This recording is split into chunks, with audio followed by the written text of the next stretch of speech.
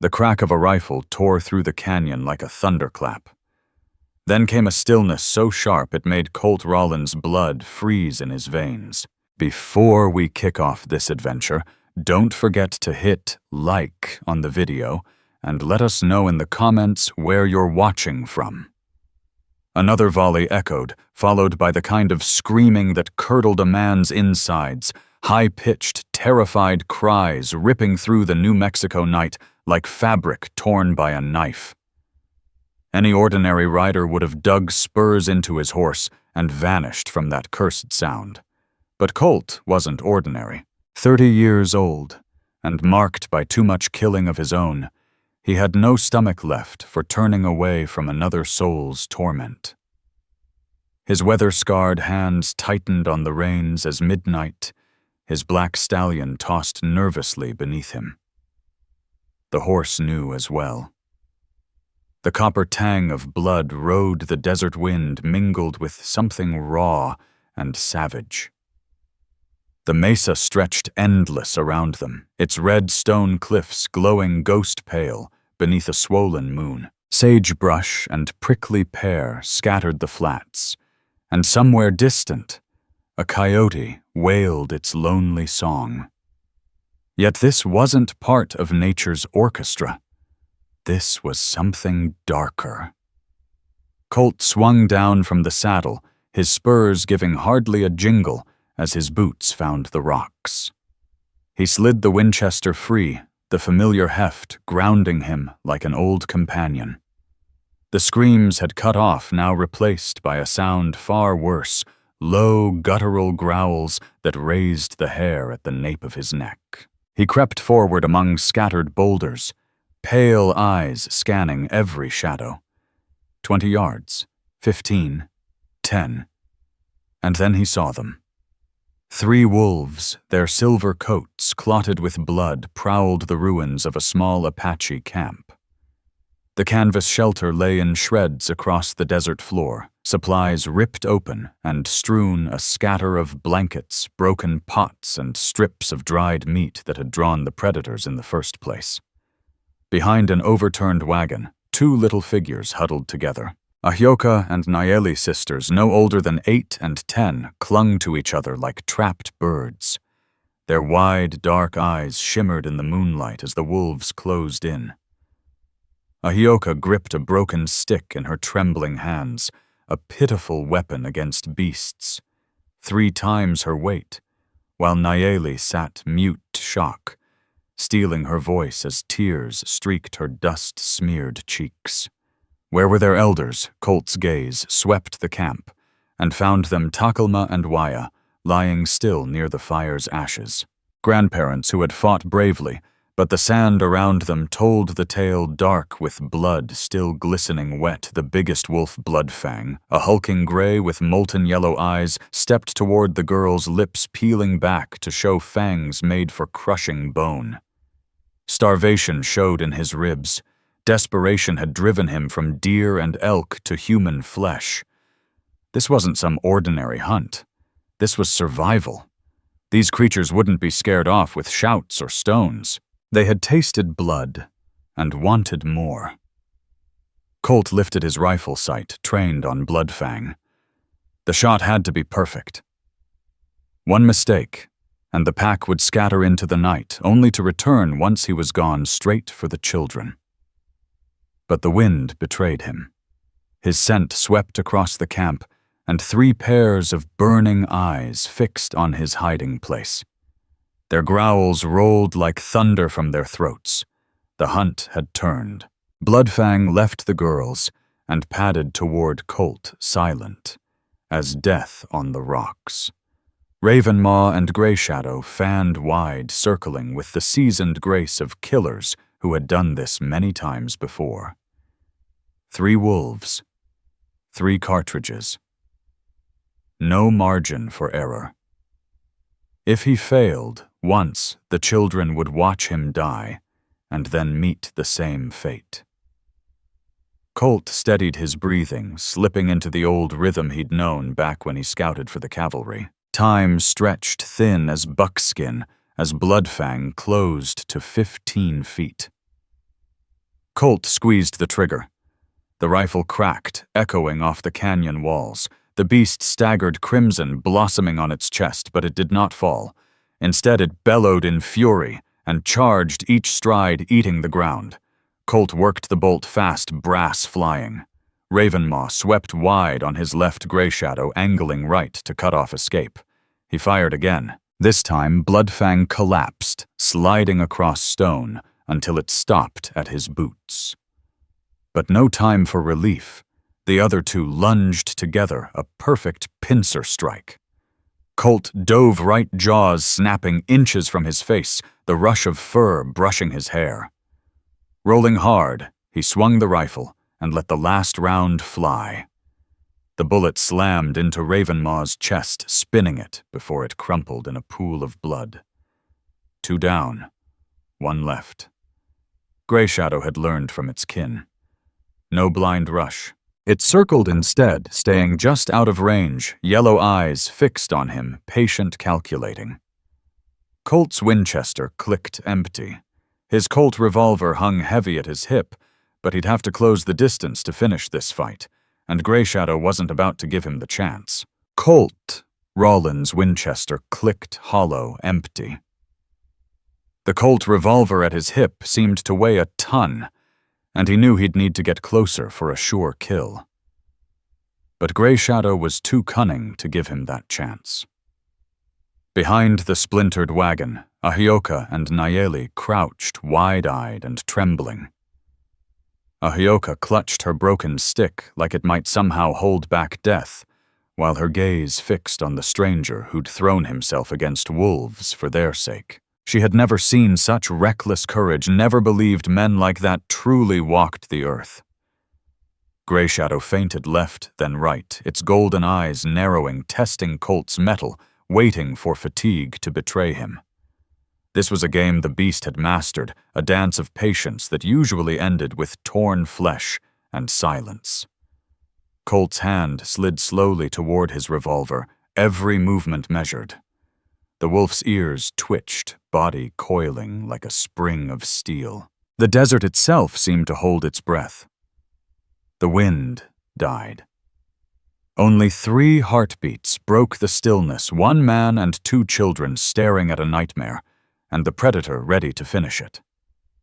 His fingers wrapped around the grip. The wolf's eyes slit narrower, and in that knife's edge of time, both sprang into motion. Gray Shadow launched like a phantom, faster than a bullet's whisper. But Colt had lived his whole life preparing for this single heartbeat gunfights, brushes with death, countless nights staring at the stars, wondering if he'd ever see dawn again. His revolver cleared leather, roaring twice. The first slug caught Gray Shadow's shoulder, spinning the beast sideways. The second ripped through its chest. The wolf collapsed hard against the stones, twitching once before it lay still. Silence draped over the camp like a shroud. Colt stood motionless, revolver still smoking in his hand, ears straining for the sound of more predators. Nothing. Only the whisper of desert wind returning and far off a night bird calling. At last he slid the Colt back into its holster. His eyes turned to the wagon. The 2 girls stared at him, awe and fear mingled in their faces. They didn't yet know if this man was savior or another threat waiting in the dark. Colt approached with care, hands open, palms empty. He remembered enough from his days riding with the cavalry to know respect mattered. The Apache had every reason to distrust a white man. He wouldn't add to their hurt by moving wrong. Ahioka's voice broke the stillness, a whisper in her native tongue. Colt understood enough to catch her meaning. Did he mean harm? He shook his head slowly, answering in the few Apache words he still carried from his scouting days. His tongue butchered them, but the message was plain. He was a friend. He meant to help. Nayeli burst into tears, the night's horror finally breaking through. Ahioka wrapped her arms tight around her sister, whispering comfort, even while her wary eyes stayed on Colt. He knelt a few paces away, lowering himself to seem less threatening. Up close, he saw their small bodies bore cuts and scrapes, their clothes torn, moccasins worn thin. They needed medicine, food, water, but above all, they needed to feel safe. Colt pointed to himself, said his name slowly, then gestured at the dead wolves and drew a line across his throat. The danger was gone. Ahyoka gave a cautious nod, though her fingers still clenched her makeshift weapon. Colt's gaze swept the camp. Takelma and Waya lay near the cold fire, fallen, defending their kin. The old pair had likely been moving alone with their granddaughters, thinking the sheltered hollow safe. But when the wolves caught the scent of food, there had been no chance. Brave as they'd fought, the end was written the moment Bloodfang and his pack struck. Colt set about salvaging what he could. A half-full water skin, a few strips of dried venison overlooked by the beasts, a couple of blankets not yet shredded. Not much, but enough to keep the girls alive a little longer while he figured the next step. The closest Apache camp was at least 2 days' ride south if he could even find it. The nearest white town was farther still, and he doubted frontier folk would welcome 2 Apache children with open arms.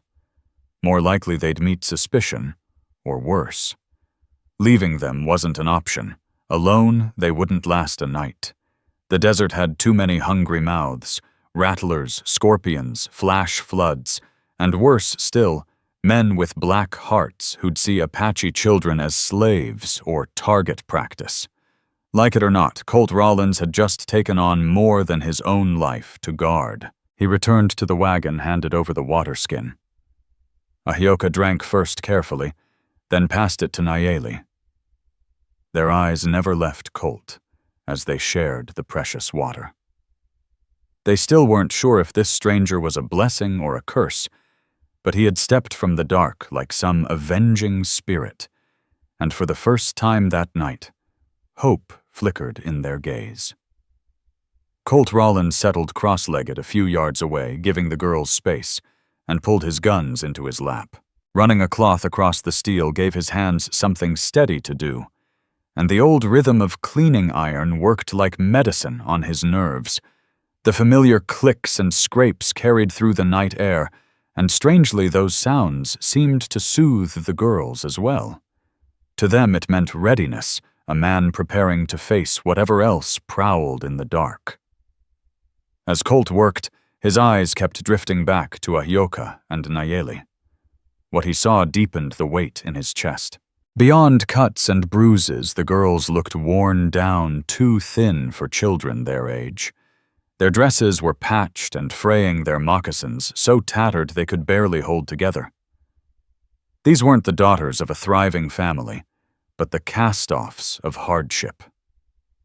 Ahyoka, sharp-eyed and already hardened far beyond her 10 years, cradled her little sister. Close her gaze, never resting, always searching the shadows. Every movement spoke of exhaustion and grief held under iron restraint. Nayeli, no older than 8, leaned against her blank-eyed, as if she'd hidden the worst of her fear somewhere deep inside, where even the wolves couldn't reach her.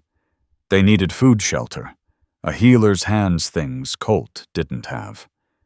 What he did have was the grim knowledge that if they stayed here, they'd die. Only one path made sense: find their people and return them before the desert swallowed them whole. But first came rest. The pack was dead, yet their howls might have carried far enough to call other beasts, or worse, men. Dawn was still hours off, and dragging 2 wounded children through the dark would be suicide. Colt finished oiling his Colt and looked up. The girl's eyes hadn't left him. Ahyoka whispered something in Apache words he couldn't place, but her tone was questioning. She pointed at the wolves, then at him, then mimed a gesture he didn't catch at first. When it struck him, his gut tightened. She was asking why. Why a white man would throw his life against wolves for Apache children. What did he expect in return? In her world, no such gift came without a price. Colt fumbled for words that could bridge two tongues and two worlds. None came. So instead he raised his arms wide, palms out, as if shielding them. A promise with no need of translation. Ahioka searched his face for falsehood. After a long silence, she gave the faintest nod, then murmured something to Nayeli. For the first time since the horror began, Nayeli lifted her gaze to him. Her eyes were still haunted, but in their depths flickered a fragile spark, a sliver of hope. Colt pulled his old pocket watch, its face catching the moonlight. 2:30. 4 hours until sunrise, and they'd need every scrap of daylight to travel. But tonight they would stay put. He pointed to his eyes, then to the dark horizon, and made a circling motion with his finger. He would keep watch. They could sleep. It was a vow, one he meant to keep. Ahioka seemed to understand. She gathered the salvaged blankets, laid Nayeli down behind the wagon, and curled beside her. Still her eyes stayed open, scanning the dark, unwilling to surrender trust. Colt knew it would take time. Children like these had already learned that safety was an illusion. He set himself where he could cover every approach rifle balanced across his knees, revolver, close at hand. The moon slid lower stars hardening in the black sky, and with the silence pressing in his mind, drifted where it always did when the dark grew too heavy back to his past. 10 years ago, he'd been another man young enough to believe in clear lines of good and evil. The cavalry had beaten that out of him. He'd ridden through villages turned to ash, seen women and children fall under sabers and bullets, watched survivors herded to reservations where hope withered. The wound that never healed came at Crying Woman Creek. His unit had cornered a small band of Apache trying to cross into Mexico. Captain Horace Blackwood gave the order, "Kill everything, men, women, children, even the ponies." Colt had refused. For that they would have court-martialed him. But he slipped away, branded a deserter, another outlaw drifting town to town. Since then, he'd worked any job that didn't rot his soul, always moving on before his past caught up. But tonight felt different. Tonight, guarding 2 little lives, he felt for once he was where he ought to be. A muffled sob stirred him from his thoughts. Nayeli wept softly into her sister's shoulder, Ahioka whispering words of comfort, though exhaustion laced her voice. They were mourning Takelma and Waya, the only kin they had left. Tomorrow, they'd have to face a harder truth. They were orphans in a desert that offered no mercy. Unless by some chance family remained out there who would take them in. It was a thin hope, but for now, it was all they had. The stars spun slowly in the heavens, cold and distant, blind to the small struggle unfolding below. Colt Rollins flicked open his pocket watch, 3:15. Time dragged like molasses in January, every minute, stretching into a trial of patience. At last, the whispers from behind the wagon faded. Exhaustion took its toll, and both Ahioka and Nayeli slipped into the heavy sleep that only children can manage after terror wrings them dry. Now and then, a soft whimper broke free as bad dreams found them. Colt didn't move a muscle. Every sense stayed sharp for the scrape of claws or the crack of a twig. His body ached from the fight fatigue pressing down like lead on his shoulders, but he'd made a promise, and promises weren't something a man like him broke. When the horizon began to pale, hope stirred in him. They'd made it through the night. 2 little girls were still alive. That was victory enough. Yet worry gnawed at him. Wolves rarely banded together to hit a camp, not like that. Something had driven Bloodfang and his pack into desperation. Whatever it was, it might still be out there waiting. And wolves weren't the only danger. The frontier swarmed with cutthroats, deserters' claim jumpers, even rogue cavalry patrols. 2 Apache children were worth coin to the wrong men, slaves to some, bait to others. Colt's jaw hardened. These girls had already lost too much.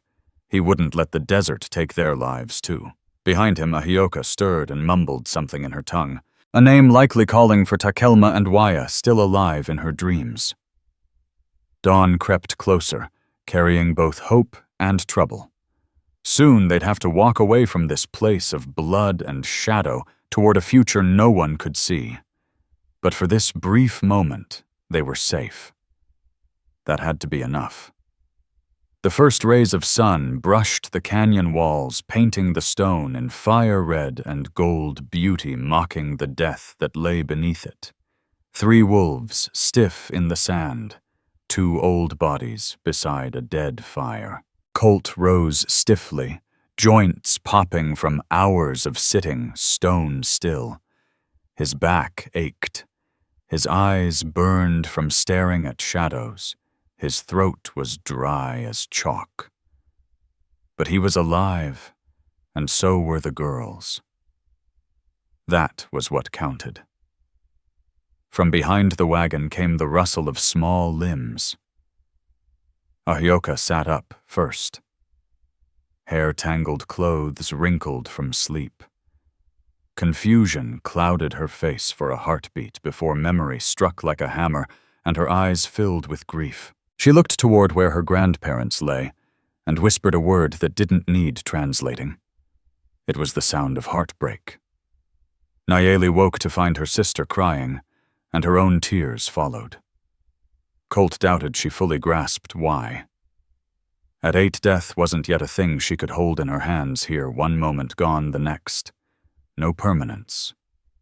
No return. Colt stepped closer, slow and careful. He had scavenged what little food and water remained, but the desert sun would eat it quick. They'd need to move before long if they wanted to make ground before the heat turned cruel. Ahioka wiped her face and spoke in broken English, thick but clear enough. "Why you help us?" Colt thought hard. The truth was tangled, wrapped up in guilt and ghosts of his past. But children didn't need sermons. They needed honesty. "Because you needed it," he said quietly. "Because it was right." She studied him long and hard, searching his weathered face. Finding no lies, she gave a small nod. She tapped her chest. "I am Ahioka." Then she pointed to her sister. "This is Nayeli." Her voice softened as she named their kin. "Our grandfather was Takelma. Our grandmother, Waya." The names struck Colt like a blow. He had heard of Takelma, an Apache elder, who refused the chains of reservation life, choosing instead to wander free. The army had hunted him for years. If these were his granddaughters, then danger followed them like a shadow. Every bounty man west of the Rio Grande would want them alive or dead. Colt crouched, his tone gentle. "Where's your mother?" Ahioka's eyes darkened. "Father killed by blue coats 2 winters ago. Mother." She stumbled for words. "Mother sick, very sick. She sent us with grandparents to find healing plants in sacred places. Pieces slid together, an ill mother, desperate elders searching for medicine, 2 children caught between survival and tradition. No wonder they were worn thin." Colt pressed softly. "Where is she now?" Ahioka lifted her hand and pointed southwest toward mountains, faint on the horizon, hazy in the early light. 3 days on foot, maybe 4, if the trail was straight and merciful. For children worn thin by hunger and grief, the journey could drag into 6, maybe more, if Kohana was still alive by the time they reached her. Colt Rollins made his choice. He couldn't leave Ahioka and Nayeli to fend for themselves, and he couldn't wander forever searching blind across the desert. The simple answer would be to march them into the nearest town, hand them over, and walk away. But one look at Ahioka's proud, desperate face told him he'd never do that. Their father was gone. Takelma and Waya lay dead in the sand, and their mother was fading in some canyon he'd never seen. These girls deserved more than becoming wards in a world that didn't understand them. "Can you find this place?" he asked softly. "Your mother's camp." Ahioka's chin lifted. "Grandfather taught me." "I remember. Then that's where we'll ride." Relief brightened her face, quickly shadowed by fear. "Is far. Is dangerous. You don't have to." Colt knelt until his eyes met hers. "Your grandparents gave their lives for you. That makes you family to me now, and family doesn't walk away." The words were plain, but they carried a weight older than either of them. On the frontier, family wasn't just blood. It was bond, obligation, promise. By speaking it aloud, Colt had bound himself to their fate. Ahioka understood. She turned to Nayeli, whispering fast in Apache. The younger girl's eyes widened. She asks. Ahioka hesitated, then translated. "She asks if you are a warrior spirit. She says only spirits fight wolves like that." Colt almost smiled. If only the child knew the truth, that he was no spirit, just a man scarred by too many mistakes. Maybe that was why he was here. Not as a flawless hero, but as someone trying just once to do right. "Tell her I'm only a man," he said quietly. "But sometimes when it matters most, men can do impossible things." While Ahioka repeated the words, Colt gathered what supplies they had. Midnight could carry water and gear, and when the girl's legs gave out, the horse could bear them both. Ammunition was enough, food barely. The greater risk lay in the land itself. A wrong turn could mean days without water, and in this country thirst killed quicker than bullets. But if anyone could find the camp, it would be the granddaughter of Takelma, a man who had eluded the U.S. Army for years. Colt had to believe that. When all was ready, he cast one last look at the campsite, where night had torn their lives apart. The wolves lay bloated in the rising sun, their hides already crawling with flies. Takelma and Waya rested side by side, their faces calm at last. Colt had no shovel for graves, and the desert would claim them soon enough.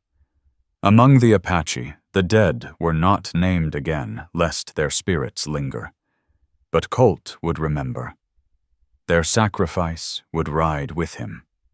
Ahioka helped Nayeli climb onto Midnight's back, then swung up behind her, sitting with the sure balance of someone raised in a saddle. Apache children learned to ride before they could tie their own moccasins, and the girls looked more at home on the horse than on the ground. Colt checked the cinch, tightened the stirrups, then took the reins and led them south and west toward mountains hazy in the distance, where a dying woman might still be waiting. The sun climbed higher, burning white, and the desert began to shimmer. By midday, the heat would be merciless. They'd need to hole up in shade and move again under starlight. The land rolled out before them. Red sandstone mesas like cathedrals, giant saguaro cacti, standing guard, dust devils dancing across the flats like restless ghosts. It was a country that tested every soul that crossed it, a country that broke the weak and forged the strong. Many had died here. A few had found what they sought. Colt prayed they would be among the latter. Behind him, the girls rode silent, lost in grief and memory. Ahead lay danger, uncertainty, maybe death, but also hope, thin and fragile as a desert spring that somewhere in those mountains, Kohana still breathed, waiting for her daughters. For the first time in years, Colt Rollins felt himself moving toward something instead of running from it. The feeling was foreign, almost strange, but not unwelcome. Redemption, perhaps, still waited out there in the unforgiving desert. There was no turning back now. Too much hung in the balance, and failure wasn't a choice they could stomach. As the sun rose higher, burning the desert white, a ragged band of 3 pressed deeper into the wasteland, carrying nothing but hope and grit through a land that had broken stronger men. Behind them, the carcasses of Bloodfang Ravenmaw and Greyshadow stared skyward with glassy eyes as vultures descended their killers, vanishing into the heat, shimmer-bound for a fate none could guess. Day 2 began beneath black wings. Colt Rawlins counted a dozen buzzards circling low over a ridge to the east, their tight spirals spelling out death in the canyons beyond. Vultures were as common here as sunrise, but something about this flock tightened his gut. They wheeled too low, too focused. Whatever lay down there was fresh, and plenty of it. Ahyoka followed his gaze, and read the sign with a wisdom far too old for her 10 years. Horses, she whispered. Many. Maybe soldiers. Behind her, Nayeli shifted uneasily on Midnight's broad back. Still half asleep, still locked away in silence, since the wolves had torn their world apart. Colt worried about that quiet, but worry wouldn't mend it. All he could do was keep moving, and pray Kohana was still alive when they reached her. Through the cool hours of night, Ahyoka had guided them like she'd been born to the trail reading Wash's animal tracks and faint signs invisible to his eyes. But each mile drew them further into a killing ground where Apache war bands and cavalry scouts stalked each other like wolves and deer.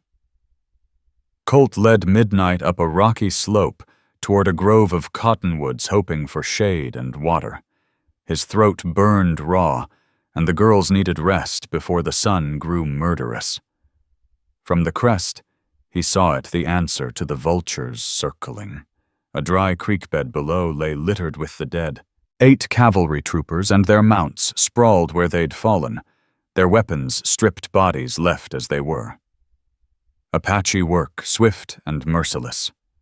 A warning carved in flesh for any bluecoats who dared trespass. Ahyoka's voice carried a quiet pride. Takelma's warriors, she said. They guard the sacred places. Colt studied the scene with an old soldier's eye.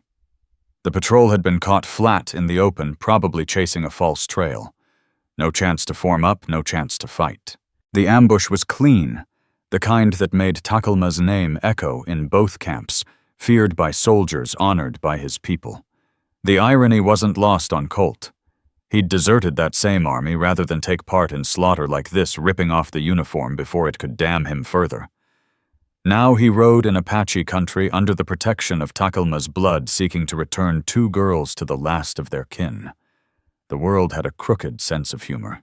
They found a spring-fed pool beneath the cottonwoods, clear as glass, cold as snowmelt. Colt let the girls drink first, then filled every skin. In this land, water was more precious than bullets. As Ahyoka and Nayeli rested in the shade, Colt kept watch, eyes sweeping the horizon. The sight of those dead troopers gnawed at him. If Apache war parties prowled nearby, soldiers would be close behind hunting them. They could stumble into a crossfire with no warning, but turning back wasn't an option.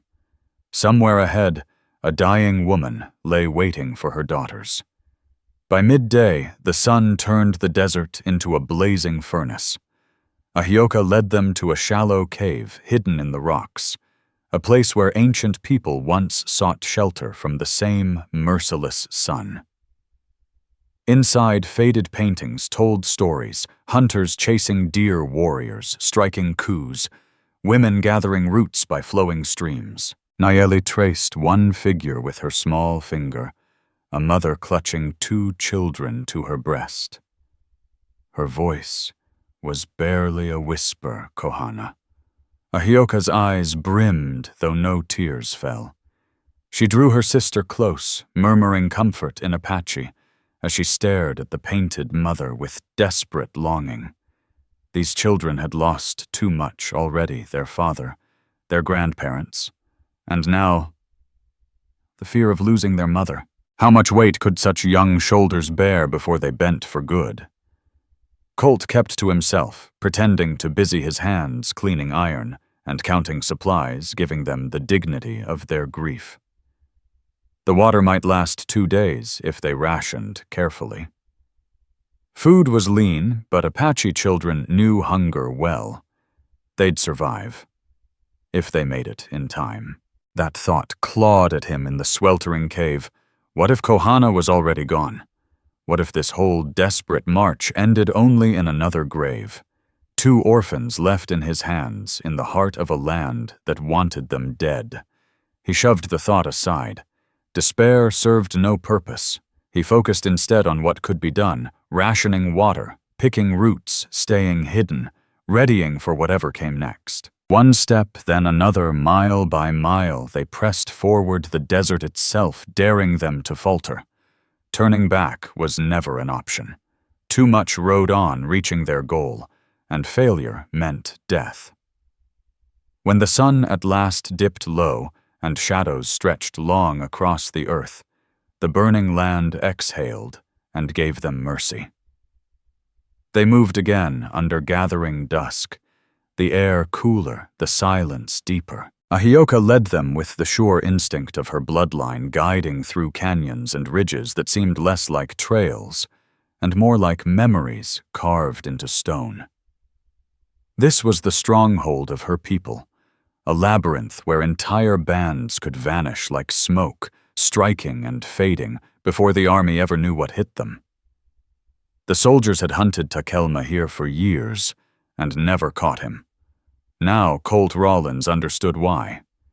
You didn't conquer this land with numbers or steel. You survived it only with respect, and by being born to it. Night fell fully, and signs of life began to whisper through the wilderness. Smoke drifted on the breeze from hidden fires.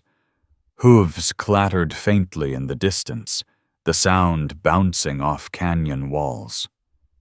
Farther still, signal fires winked from the mountain tops, Apache flames passing messages across the country quicker than any telegraph wire. Their presence was known. The only question was whether they'd be allowed to go on or vanish forever into the desert's silence. Ahioka sensed it, her small frame taut with awareness, her eyes darting across every shadow. There was no fear in her, only a sharp alertness, and beneath it, a flicker of excitement. Close now, she breathed as they stopped by a trickling stream. Colt prayed she was right. His nerves were stretched tight as fence wire, every shadow alive with threat. He'd stared death in the face many times, but never while carrying 2 young lives on his shoulders. They followed what looked like a game path into a narrow cut between canyon walls. And then he appeared an Apache warrior, tall and lean, stepping from the night like he had been born from it. War paint striped his bronze face rifle loose in his grip, yet ready in an instant. His eyes swept over them, missing nothing. Colt knew without looking that others waited in the rocks behind. The ambush was perfect, escape impossible. Everything now rested on Ahioka. She slid from Midnight's back with the grace of someone twice her age, her hands open, her voice rising in her people's tongue. She spoke fast, fierce words, tumbling of Takelma, of Kohana's sickness, of their long road through danger. Colt caught only fragments, but the weight of it was plain. The warrior's face remained carved from stone until she finished. Then he answered low, his tone unreadable. Whatever he said broke the dam inside the girl. Ahioka's eyes lit with tears, and she turned back to Colt, her voice trembling. He say, "Mother still live. She wait for us." The rest caught in her throat, but Colt needed no more. Relief thundered through him. Against every odds, Kohana still breathed, but as his chest loosened, the warrior's gaze turned to him. Cold, measuring, dangerous. The man's voice cut sharp, and Ahyoka's face fell as she translated. He ask why white man come to sacred place. He ask if you are spy, if you bring soldiers. The words Colt had dreaded. This was the blade edge. The Apache would show no mercy if they smelled deceit. One wrong word, one twitch, and he would join those dead cavalrymen as meat for vultures. Before Colt could speak, Nayeli lifted her small voice. Weak, but steady. She told them of the wolves, of how Colt had risen from the dark like a spirit to fight when hope was gone, how he had thrown himself against Bloodfang Ravenmaw and Grey Shadow with no thought for his own skin, only for 2 children he didn't know. Ahyoka added her own account of Takelma's final words of the promise Colt had made to guard them as family. The warriors listened, faces still, but their eyes told the truth. Something in their story cut through doubt. At last, the leader spoke again. This time his voice carried respect. Ahyoka translated her relief plain. He say, "You have warrior's heart." He say, "Any man who fight wolves for Apache children is welcome in hidden places." The storm that had hung over them broke. From the rocks, more warriors appeared, weapons lowered their stances, loosening. Wariness lingered, but so did acceptance. One younger fighter, his arms inked with curling tattoos, approached Midnight Eyes bright with admiration. He spoke, and Ahyoka laughed through her tears. He say, "Horse strong like mountain bear." He ask if you trade, 3 ponies and a rifle. Despite the danger, Colt chuckled. Even here, even now, the Apache never missed a chance to bargain. "Tell him maybe later," he said. "Right now we'd best see your mother." The lead warrior gave a short nod and motioned them onward. They slipped deeper into the canyon, following a trail that seemed carved more from memory than from stone. The walls pressed tight on both sides until Midnight had to edge sideways through a slot so narrow only a ribbon of stars showed overhead. Colt Rawlins' gut tightened too easy for a trap. But just as doubt gnawed at him, the canyon widened into a hidden valley that stole his breath. A natural amphitheater 1/2 mile across, ringed by cliffs so sheer no eye from the outside could ever guess its existence. A silver waterfall tumbled down the far wall, feeding a clear stream that wound lazily through the heart of the valley. Yet it wasn't the land's beauty that made him stare. It was the life within it. Apache lodges lined the stream bank. Horses grazed in meadows no mapmaker would believe existed here. Children played games older than the white man's presence on the continent. This was Takelma's stronghold, the very place soldiers had scoured the desert for years without finding. Now Colt understood why. It was perfect, concealed, self-sustaining, and defended by the land itself. As they entered, men, women, and children drifted from their shelters to see the strangers. Curious eyes fixed on Colt, their glances sharpened with suspicion at the sight of a white man in their sanctuary. But then recognition rippled through the crowd as Ahyoka and Nayeli were lifted down from Midnight. Shouts of joy filled the valley. Family rushed forward, uncles, aunts, cousins who had thought the girls lost forever.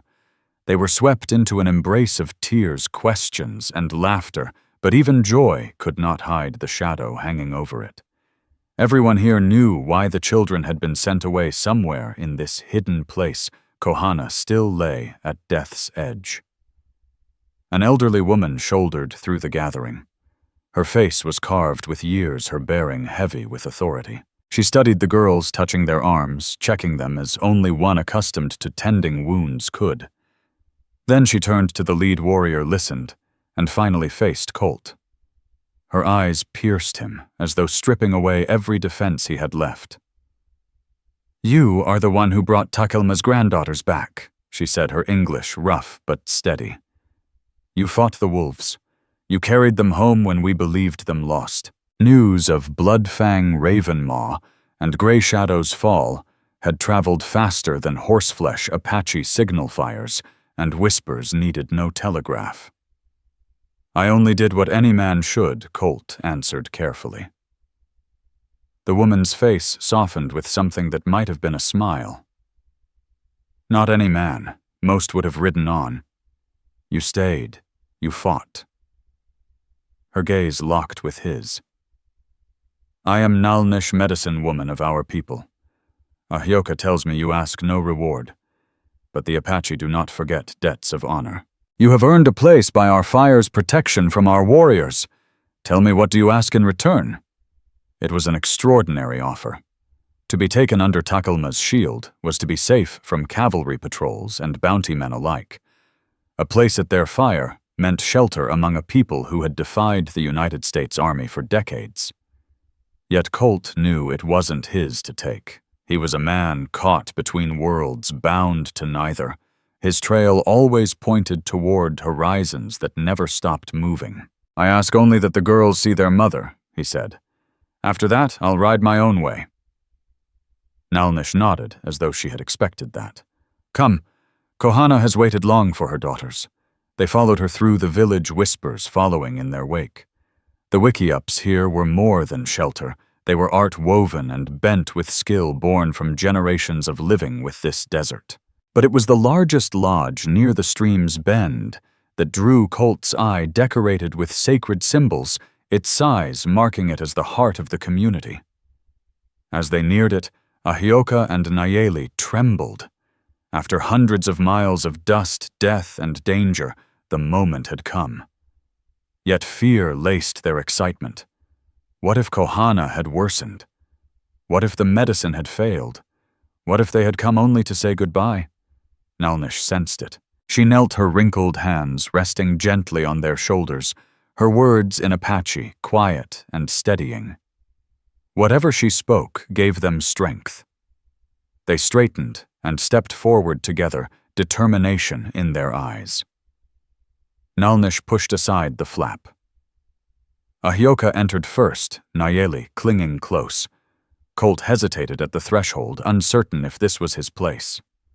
But Nalnish's hand on his arm guided him inside. The air within was dim and heavy with the smoke of sage. A small fire burned at the center, its smoke curling through an opening above. Around the walls lay furs, woven baskets, spears, and sacred objects of a people who had carved a life from the harshest land on earth. Colt Rawlins' eyes were drawn at once to the figure lying on a bed of furs near the fire. She was young, no more than 25, with a beauty that might once have inspired song around the firelight. Now sickness had stripped her strength, leaving her face hollow and her breath shallow, each inhale a battle. This was Kohana, daughter of Takelma, mother of the 2 children who had braved wolves and desert to reach her. As Ahyoka and Nayeli crept to her side, her eyelids fluttered open. Dark eyes glistened with tears of joy, so fierce they seemed to light the dim lodge. My daughters, she whispered in halting English, her voice weak but rich with love. You have come home. What followed seared itself into Colt's memory. The girls flung themselves into her arms, careful of her frail body, yet desperate to feel her embrace. Tears fell as they poured out their story in Apache, their fears, their long journey, the battles they'd faced to reach her. Colt watched, heart tight, even as he saw the truth Kohana had held on for this reunion, and now the last of her strength was slipping away. She seemed to know it too. With effort, she motioned for Nalnish to come close. The medicine woman bent to hear her words, while Ahyoka and Nayeli clutched her hands, as though sheer touch might keep her tethered to life. Then Kohana's gaze found Colt, where he stood by the entrance. With great effort, she lifted a hand and beckoned him near. "You," she breathed, her English careful. "You are the one who saved my daughters." Hat in hand, Colt stepped forward, the weight of the moment pressing heavy on him. "Yes, ma'am," he said quietly. "I was glad to help." Kohana studied him with eyes that carried the weight of generations. When she spoke again, her words bore the authority of law. "Among my people, a life debt must be paid. You have given me the greatest gift, my daughters alive and safe. I have little left to offer, but what I have is yours." Her voice faltered, but her eyes did not. "I give you my most precious possession. I give you myself." The words hit Colt like a physical blow. Around the lodge, sharp breaths rose from watching kin. Even among the Apache, this was rare, a woman on her deathbed, offering herself in marriage, binding her family's fate to the man who had saved her children. Colt's protest died on his lips as she pressed on. "I am dying. This we both know, but death does not end obligation. My spirit will walk with you. My daughters will call you father. My people will call you brother." She paused, then gestured for Nalnish. The medicine woman stepped forward with something cradled in her hands, a necklace of silver and turquoise, worn smooth by time, heavy with meaning. "This was my grandmother's, and hers before her. It marks you as protector of my children. Wear it with honor, white warrior. Wear it knowing you are one of us now." Colt's throat tightened. He had only killed wolves, nothing more. He did not deserve this mantle, this trust. But when his eyes met Kohana's, he understood. This wasn't only about repaying a debt. It was a mother's final act to ensure her children would not be left alone. If he accepted, he would become more than their guardian. He would become their father in truth, bound by a promise stronger than blood. With reverence, Colt took the necklace and slipped it over his head. The silver lay warm against his skin, as though carrying the love of every mother who had worn it before. "I accept," he said solemnly. "On my life, your daughters will be safe. They will be cherished and honored. This I swear." Kohana's face broke into a radiant smile, and for a heartbeat, Colt glimpsed the vibrant woman she had been before. Sickness struck her down. "Then I can rest," she whispered. "My children have a father. My debt is paid. My spirit may fly free." She turned to Ahyoka and Nayeli, whispering soft words in Apache that Colt could not catch, but their tears told him enough. They were losing their mother, but they were not being left alone. She had found them a protector. Through the night, Kohana's breathing grew weaker, but peace settled over her. As dawn broke, with her daughters clutching her hands, and Colt standing near, she exhaled one final time. The stillness of her chest told them her spirit had taken flight. In Apache tradition, grief was swift and private. The dead moved on quickly, their names left behind. But Colt knew he would remember. He would carry the weight of this night for the rest of his life. The dead were given their due, then left to the silence. Among the Apache names of the departed were not spoken again, lest restless spirits linger instead of crossing to the next world. The living had duties that could not wait, for life pressed on indifferent to sorrow. By the time the sun cleared the rim of the canyon, Kohana's body had been prepared for burial in the old ways. Her few belongings were burned or buried with her, so nothing of this world could bind her spirit from its journey beyond. But the last gift she had given a stranger, bound into her family, would remain. Colt Rawlins was no longer a wandering gun hand, drifting without anchor. He was now father to Ahyoka and Nayeli, brother to a people who had once been strangers, guardian of traditions and sacred trust. It was not the road he had imagined when he left that bloodied camp of wolves 3 days past. Yet as he watched Ahioka and Nayeli move with quiet resolve, helping prepare for their mother's funeral, with a dignity far beyond their years, Colt knew this was the road he had been meant to find. The desert had tested him and judged him fit. The wolves had forced him to kill, but love had given him a family. And in that hidden valley embraced by a people who had every reason to despise him, yet chose to call him kin, Colt Rawlins finally felt the weight of the word home. If this story has touched your heart, I invite you to stay with us to discover more true tales of the Wild West. Stories that honor resilience, tenderness, and the spirit that God placed in those who blazed the trail.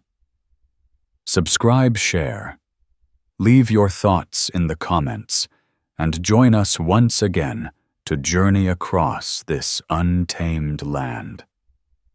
Thank you.